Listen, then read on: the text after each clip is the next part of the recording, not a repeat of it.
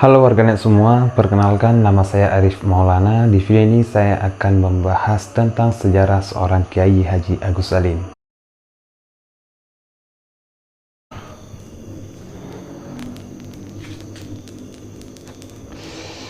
Haji Agus Salim, ia dikenal sebagai salah satu tokoh pejuang kemerdekaan Indonesia yang dijuluki The Grand Old Man.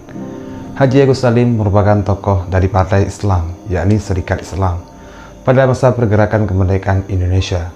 Haji Agus Salim juga merupakan sosok yang dikenal dalam diplomasi memperjuangkan kedaulatan Indonesia di mata internasional, baik sebelum Indonesia merdeka maupun Indonesia setelah merdeka.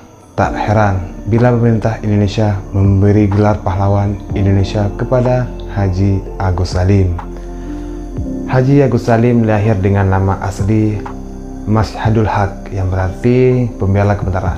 Ia lahir di Kota Gadang, Agam, Sumatera Barat, Hindia Belanda pada 8 Oktober tahun 1884. Agus Salim merupakan anak keempat Sultan Muhammad Salim yang bekerja sebagai seorang jaksa di sebuah pengadilan ketika masa pemerintahan kolonial Belanda. Riwayat pendidikan Haji Agus Salim. Karena kedudukan ayahnya, Agus Salim bisa belajar di sekolah-sekolah Belanda dengan lancar. Selain karena dia anak yang cerdas, dalam usia muda dia telah menguasai sedikitnya 7 bahasa asing, di antaranya Belanda, Inggris, Arab, Turki, Perancis, Jepang, dan Jerman.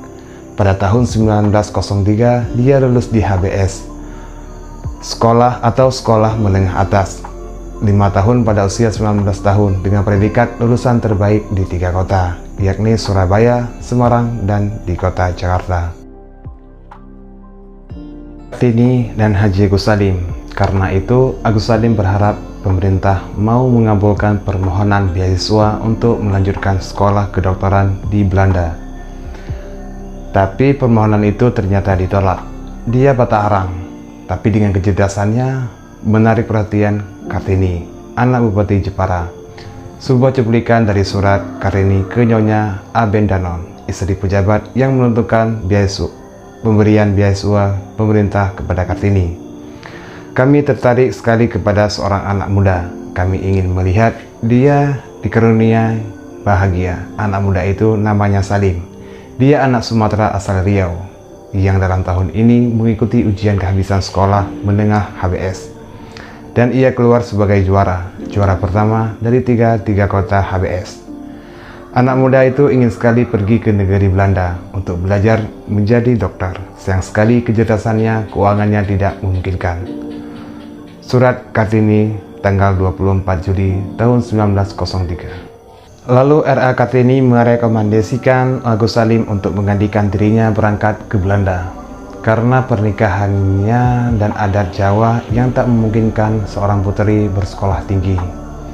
Cara dengan mengalihkan beasiswa sebesar 4.800 gulden dari pemerintah ke Agus Salim. Pemerintah akhirnya setuju, tapi ia menolak. Dia meranggapan pemberian itu dengan usulan orang lain, bukan karena penghargaan atas kecerdasan dan jerih payahnya.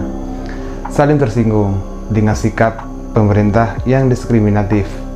Apakah karena Kartini berasal dari keluarga bangsawan yang memiliki hubungan baik dan erat dengan pejabat dan tokoh pemerintah Belanda, sehingga Kartini mudah memperoleh beasiswa? Karir politik Haji Agus Salim. Belakangan, Agus Salim memilih berangkat ke Jeddah, Arab Saudi untuk bekerja sebagai penerjemah di konsulat Belanda. Di kota itu antara tahun 1906 sampai tahun 1911. Di sana, dia memperdalam ilmu agama Islam pada Syekh Ahmad Khatib, Imam Masjidil Haram, dan juga pamannya. Di Arab Saudi juga ia mempelajari diplomasi. Sepulang di Jeddah, ia mendirikan sekolah HIS dan kemudian masuk dunia pergerakan nasional.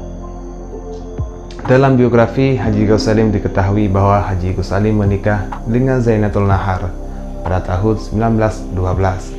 Dari pernikahan dengan Zainatul Nahar, Haji Agus Salim memiliki 10 anak. walaupun 2 diantaranya meninggal waktu bayi. Anaknya bernama Theodora Atia, Yusuf Taufik, Violet Hanifah, Maria Zanobia, Ahmad Syauket, Islam Basari, Abdul Hadi, Siti Asia, Zuhra Abida, dan Sidik Salim.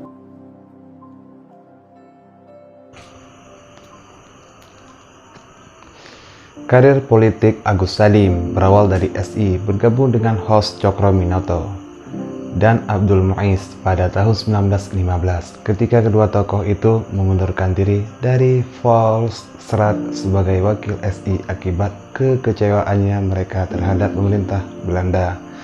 Agus Salim kemudian menggantikan mereka selama 4 tahun dari 1921 hingga 1924 di lembaga itu, tapi sebagaimana pendahulunya dia merasa perjuangan dari dalam dan membawa manfaat. Dia keluar dari Volksraad dan berkonsentrasi di SI. Pada tahun 1923, benih perpecahan mulai timbul di SI. Samaun dan kawan-kawan menghendaki SI menjadi organisasi yang condong ke kiri, sedangkan Agus Salim dan Hos Cokroaminoto menolaknya. Buntut dari SI terpecah menjadi 2. Samaun membentuk Serikat Rakyat yang kemudian berubah menjadi PKI, sedangkan Agus Salim tetap bertahan di SI. Karir politiknya sebenarnya tidak begitu mulus.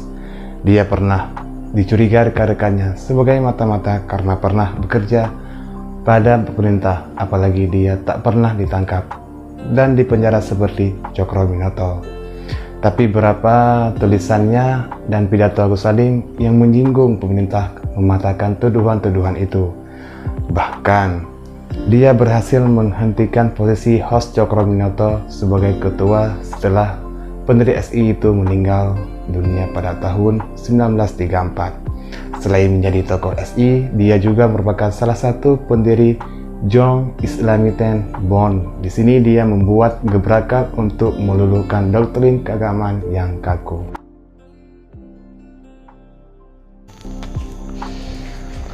Menteri di Kabinet Republik Indonesia, kepiawaiannya berdiplomasi membuat Sultan Syahriar mempercayai Haji Agus Salim menjabat dalam Kabinet Syahriar 1 dan 2, serta menjadi Menteri Luar Negeri dalam Kabinet Muhammad Hatta. Sesudah pengakuan kedaulatan, Agus Salim ditunjuk sebagai penasehat Menteri Luar Negeri. Dengan badannya yang kecil di kalangan diplomatik, Agus Salim dikenal dengan julukan The Grand Old Man sebagai bentuk pengakuan atas prestasinya di bidang diplomasi. Sebagai pribadi yang dikenal berjiwa bebas, dia tak pernah mau dikekang oleh batasan-batasan tertentu. Bahkan dia berani mendobrak tradisi Minang yang kuat, tegas sebagai di politisi, tapi sederhana dalam sikap dan kesehariannya. Dia berpindah-pindah rumah kontrakan ketika di Surabaya, Yogyakarta, dan di Jakarta. Di rumah sederhana itulah dia menjadi pendidik bagi anak-anaknya, kecuali si bungsu, bukan memasukkannya ke pendidikan yang formal.